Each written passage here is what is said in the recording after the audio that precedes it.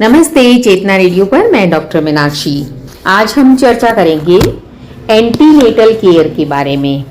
देखिए, antenatal care या perinatal care जिसे अंग्रेजी में कहते हैं, लेकिन हिंदी में इसका नाम होता है जब आप गर्भस्थ महिला की चेकअप या जांच, क्योंकि हमारा उद्देश्य होता है गर्भवती एवं गर्भस्थ शिशु का सुस्वास्थ्य।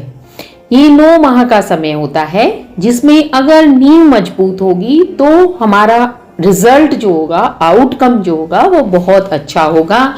9 महीने बच्चे की ग्रोथ अच्छी होगी, उसका पालन पोषण पेट में अच्छा होगा, माँ के पोषण का ध्यान रखा जाएगा, उसकी अलग अलग जो भी बीमारियां होती हैं वो नए हों, अगर हैं तो उनका कंट्रोल कैसे किया जाए ताकि डिलीवरी या प्रसव सुगमता से हो सके और अच्छा हेल्दी बेबी और हेल्दी मदर, ये हमारा उद्देश्य होता है।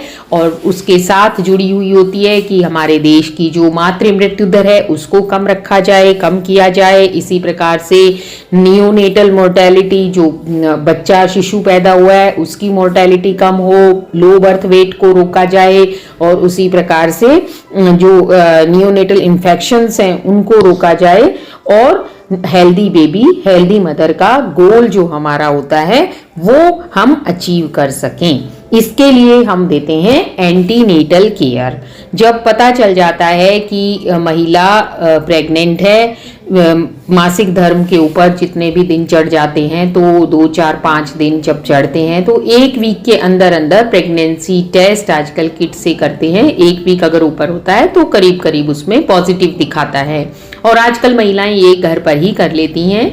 बाजार में आसानी से प्रेगनेंसी किट उपलब्ध होते हैं मेडिकल स्टोर पे, और जब ये पॉजिटिव आता है तो उन्हें एक बार अपने चिकित्सक से जरूर संपर्क करना चाहिए ताकि वो आपको एंटीनेटल केयर के बारे में पूरा प्लान दे दें कि आपको कब कब अस्पताल आना है, और अस्पताल आने पर वो आपको क्या क्या सुविधाएं देंगी, क्या क्या चेक करेंगी, वो मैं अभी चर्चा करूंगी। इसके अलावा खान पान के बारे में, रहन सहन के बारे में, और आपके कोई जेनेटिक पुरानी बीमारी है, काउंसलिंग उसके बारे में होती है एंटीनेटल केयर में।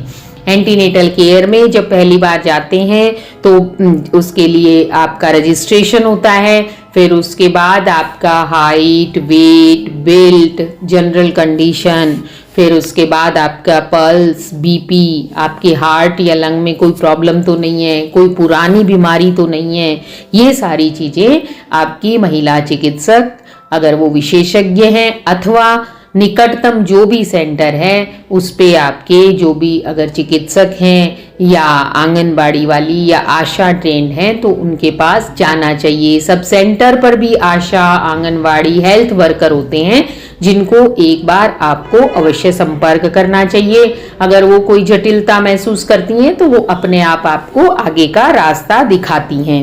इसी प्रकार से लैब के इन्वेस्टिगेशंस यानी जांचें की जाती हैं, जैसे खून की जांच है, कहीं खून में कमी तो नहीं है, रक्तता तो नहीं है, प्लेटलेट कम तो नहीं है, ब्लड ग्रुप क्या है आपका, इसी प्रकार से शुगर की बीमारी तो नहीं है, और HIV, HbSAg इनकी बेसिक जांचें की जाती हैं।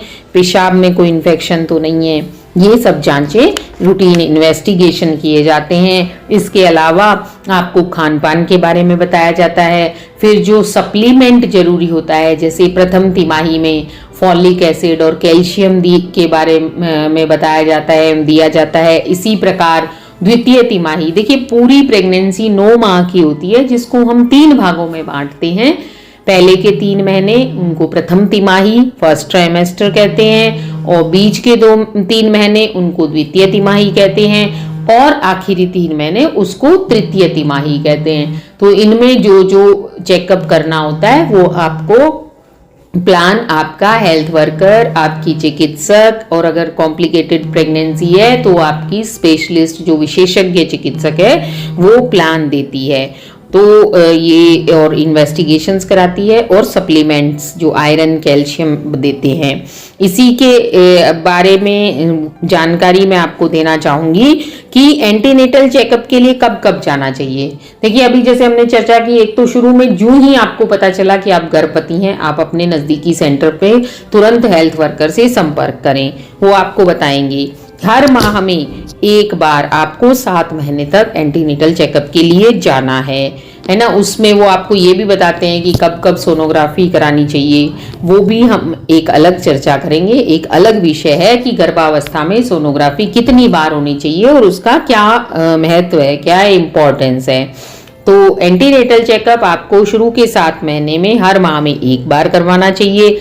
7 से 8 महीना जो होता है उसमें 15 दिन में जाना चाहिए, और 8वें महीने से 9वें महीने तक जब तक डिलीवरी नहीं हो जाती, हर 7 दिन में आपके चिकित्सक जैसे आपको बुलाते हैं, आपको एंटीनेटल चेकअप के लिए जाना चाहिए। इसी के साथ साथ वो वैक्सीनेशन का काम भी इसमें करते हैं, जो टेटनस टॉक्सॉइड के इंजेक्शन लगते हैं, 2 इंजेक्शन लगते हैं, फर्स्ट डोज और सेकेंड डोज, तो वो भी आपको लगवाते हैं जैसे ही गर्भवती होने का पता चलता है, या जब भी आप गर्भावस्था में हेल्थ चेकअप के लिए जाते हैं। और अगर आपकी पहली डिलीवरी 3 साल से, आपका पहला बच्चा 3 साल से कम है, 3 साल के अंदर अंदर हो रही है, तो बूस्टर डोज भी टेटनस की लगती है। तो इस प्रकार से आपको जो ही पता चलता है कि आप गर्भवती हैं, तो अपने 9 महीने का प्लान जाकर निकटतम हेल्थ सेंटर पर आपको निर्णित कर लेना चाहिए, डिसाइड कर लेना चाहिए, और जैसे जैसे आपको बुलाया जाता है वैसे वैसे आपको अस्पताल जाना चाहिए या हेल्थ वर्कर के पास जाना चाहिए, ताकि आप भी सुखद मातृत्व का लाभ उठा सकें।